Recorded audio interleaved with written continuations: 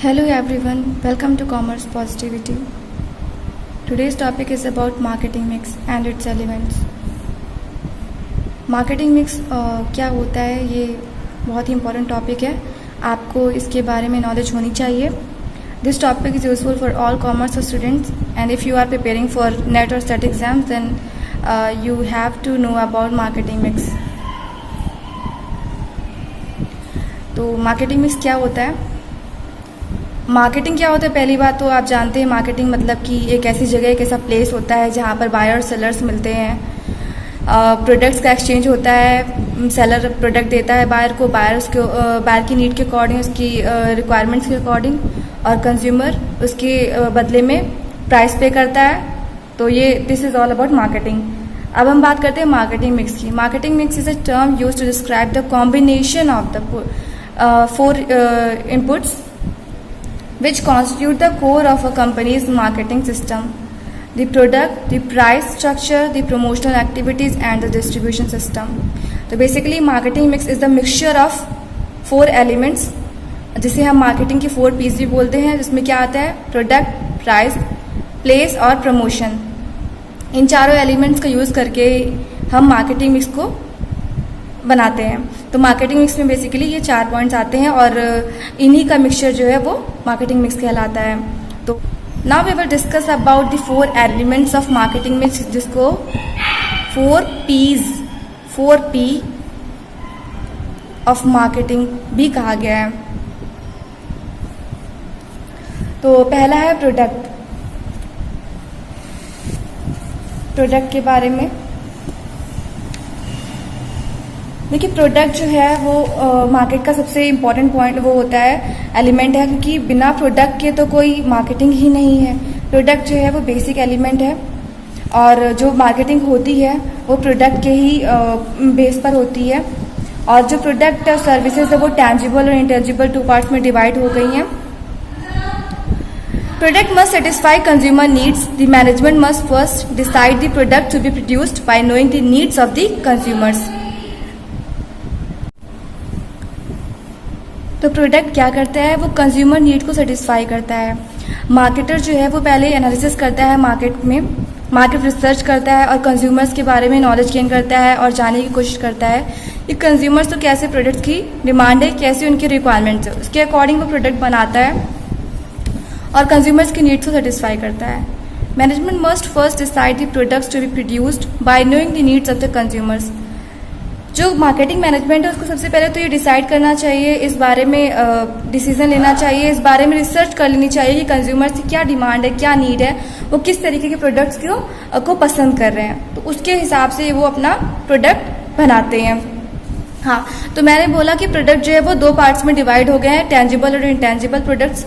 जो टैंजिबल होते हैं उनमें हम क्या रखते हैं? उन प्रोडक्ट्स को रखते हैं जिन्हें हम टच कर सकते हैं, जिन्हें हम फील करते हैं, जिन्हें हम यूज़ करते हैं, जैसे लाइक दिस इज पेन, और इसका हम यूज़ करते हैं लिखने के लिए, और हमें जब भी कोई काम करना होता है तो हम इसका यूज़ करते हैं. तो ये हम इसे यूज़ कर रहे हैं, तो ये क्या है? एक टेंजिबल प्रोडक्ट है. ठीक है.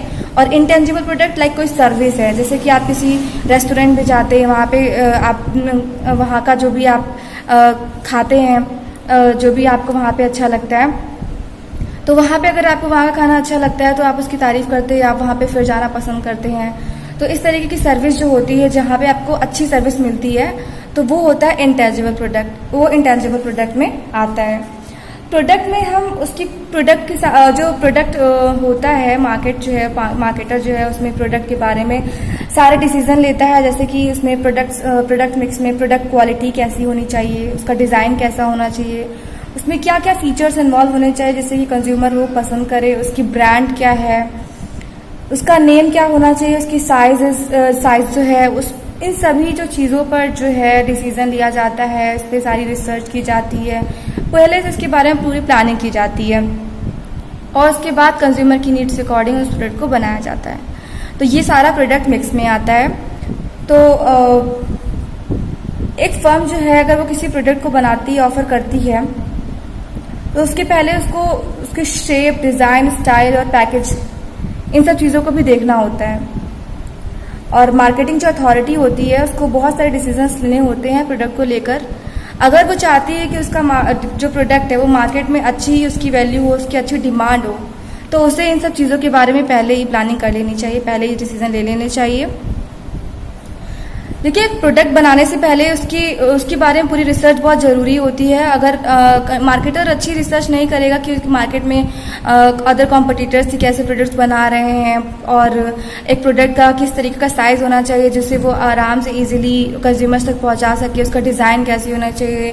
क्योंकि कभी कभी क्या होता है, कभी कभी क्या मोस्टली कंज्यूमर्स उसी तरीके के प्रोडक्ट्स को लेना पसंद करते हैं जिनका डिज़ाइन, जिसका शेप, जिसकी पैकेजिंग बढ़िया होती है, वो ब्रांड, इन सब चीज़ों का बहुत इफेक्ट पड़ता है। तभी आपका मार्केट में जो प्रोडक्ट है वो अच्छी वैल्यू बना पाता है, एस्टैब्लिश हो पाता है। तो इन सब चीज़ों के बारे में नॉलेज होनी बहुत ज़रूरी है। इनके बारे में रिसर्च इन्फॉर्मेशन पहले से ही कलेक्ट करना मार्केटर का काम होता है। जो भी आप बिजनेस करने जा रहे हैं उससे पहले आपको इन सब चीज़ों के बारे में पता कर लेना चाहिए। तो ये है प्रोडक्ट मिक्स और प्रोडक्ट के बारे में जो मार्केटिंग में सबसे इंपॉर्टेंट होता है। नेक्स्ट है प्राइस। प्राइस जो है वो बहुत ही ज़्यादा सोच समझ कर डिसाइड करना चाहिए। किसी प्रोडक्ट का प्राइस कैसा आप रखना चाह रहे हैं अपने प्रोडक्ट का, लाइक आप कोई प्रोडक्ट लॉन्च कर रहे हैं मार्केट में, तो उसका क्या प्राइस रखेंगे कि वो जो कस्टमर है उसको ले पाए, उसको खरीद पाए, उसको लेना अफोर्ड कर पाए। लेकिन उसके लिए आपको पहले कॉम्पिटिटर्स के क्या प्राइसेस हैं उन सबको पता कर लेना चाहिए, और आपने प्रोडक्ट बनाया है उसमें यहाँ पे कितनी कॉस्ट लगी है, ठीक है। तो उसके बेस पर ही आपको प्राइस रखना चाहिए कि आप ऐसा प्राइस रखें कि वो आपकी कॉस्ट भी निकल आए और आपको थोड़ा बहुत प्रॉफिट भी मिल जाए, ठीक है।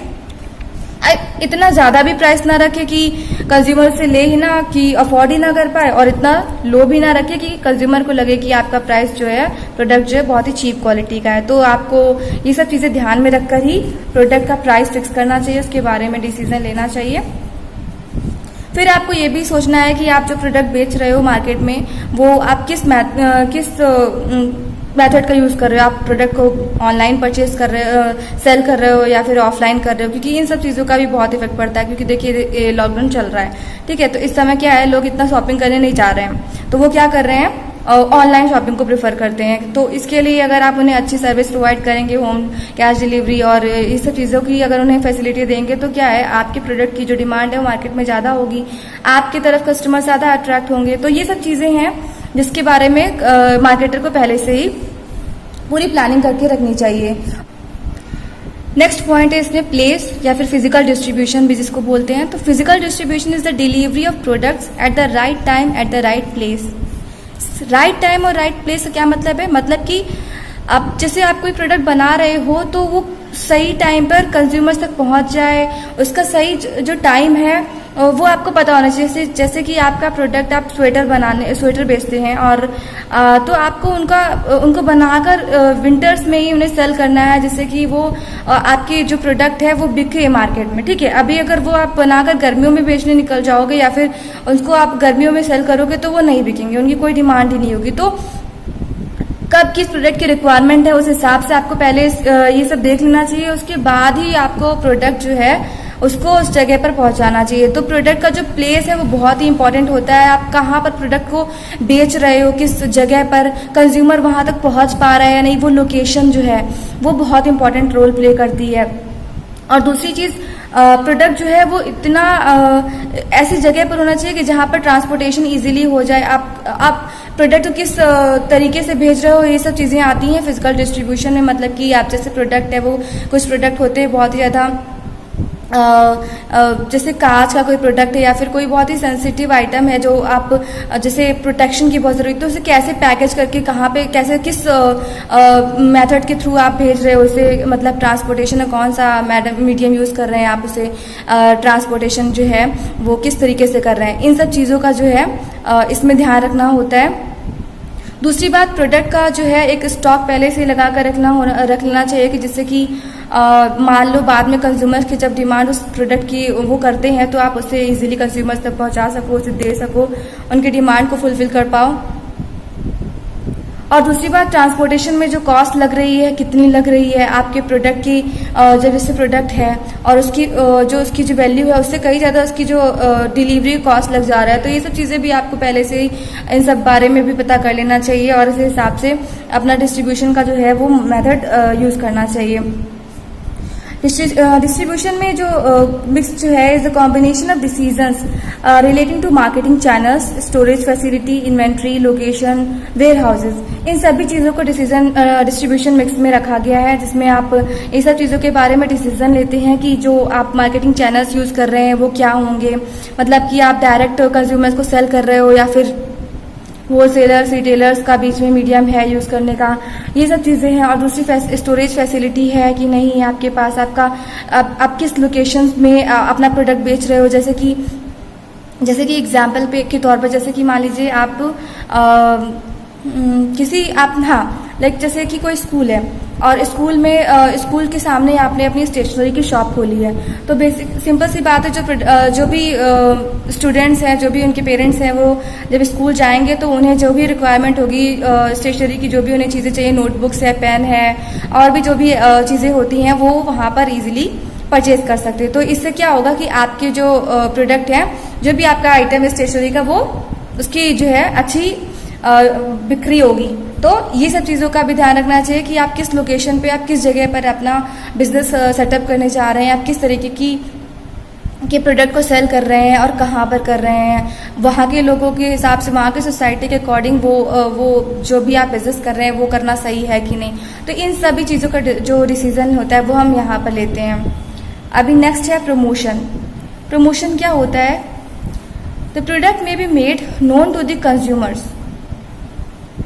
जो भी प्रोडक्ट आप बनाते हो उसको मार्केट में आप लॉन्च करते हो, तो कंज्यूमर्स को उसके बारे में पता भी तो होना चाहिए ना कि आपने कौन सा प्रोडक्ट बनाया है। अभी कंज्यूमर्स को पता ही नहीं होगा कि आपने जो प्रोडक्ट बनाया वो क्या है, कैसी सी क्वालिटी है, उसके क्या फीचर्स हैं, क्या कैरेक्टरिस्टिक्स हैं, तो वो मार्केट में कैसे बिकेगा, तो उसकी वैल्यू कैसे होगी, उसकी डिमांड कैसे आएगी। तो इसीलिए आप प्रमोशन का यूज़ किया जाता है, उसके लिए अलग अलग तरीके का यूज़ किया जाता है। Firm must undertake promotion work, advertising, publicity, personal selling, ETC, which are the major activities. तो इसके लिए क्या करते हैं, जो फर्म्स हैं वो डिफरेंट मोड्स को यूज़ करती हैं। वो एडवर्टीजमेंट करती हैं, पब्लिसिटी करती है, कुछ पर्सनल सेलिंग जाकर अपना पर्सनली उन्हें जाकर प्रोडक्ट्स को बेचते हैं, जिससे कि एक अच्छा उनके बीच में, कंज्यूमर के बीच साथ रिलेशनशिप हो जाता है, एक अच्छा कनेक्शन हो जाता है, जिससे कि वो उनकी डिमांड्स को जान पाते हैं, उसी हिसाब से प्रोडक्ट को वो उन्हें देते हैं। तो इन सब मेथड्स का यूज़ करके प्रमोशन किया जाता है। पहले तो क्या था कि अभी तो काफ़ी टेक्नोलॉजी हो गई, पहले जो भी प्रोडक्ट्स मार्केट में लॉन्च होते थे उसके लिए एक रिक्शा या फिर कुछ करके उसके पीछे बड़ा सा वो लगाकर स्पीकर उसका अनाउंसमेंट करते थे, जिससे कि लोगों को उस प्रोडक्ट के बारे में पता चले और लोग कंज्यूमर्स जो हैं वो प्रोडक्ट लेने के लिए वहाँ तक आएँ। तो ये सब तरीक़ों से वो प्रमोशन करते हैं। और इन सभी मेथड्स का यूज़ करके अभी ऑनलाइन एडवर्टीजमेंट होता है, हम यूट्यूब वगैरह खोलते हैं तो वहाँ पर भी बीच बीच में एडवर्टीजमेंट आते हैं किसी प्रोडक्ट की, तो हमें पता चलता है कि ये प्रोडक्ट है, ऐसा है, इसमें ये क्वालिटी, इसका ये प्राइस है। तो इस तरीके से हमें पता चलता है कि एक प्रोडक्ट जो है वो मार्केट में आया है, उसकी ये क्वालिटीज़ हैं और इसका ये प्राइस है, तो हम उसे खरीदते हैं अगर हमें वो पसंद होता है। तो ये सब चीज़ें जो हैं प्रमोशन मिक्स में आती हैं। तो ये था बेसिकली मार्केटिंग मिक्स के बारे में। तो आई होप आपको मैंने जो भी समझाया वो समझ में आया होगा। और अगर आपको किसी भी तरह का कन्फ्यूज़न होता है मार्केटिंग मिक्स को लेकर या फिर इसके जो भी मैंने इसके बारे में एक्सप्लेन किया है, तो आप कमेंट बॉक्स में पूछ सकते हैं। और प्लीज़ मेरे वीडियो को पूरा देखिए और मेरे चैनल को सब्सक्राइब कीजिए। और आपका जो भी फीडबैक है मेरे वीडियोज़ के बारे में वो आप मुझे कमेंट बॉक्स में दे दें। Thanks for watching my video. Stay happy, stay positive.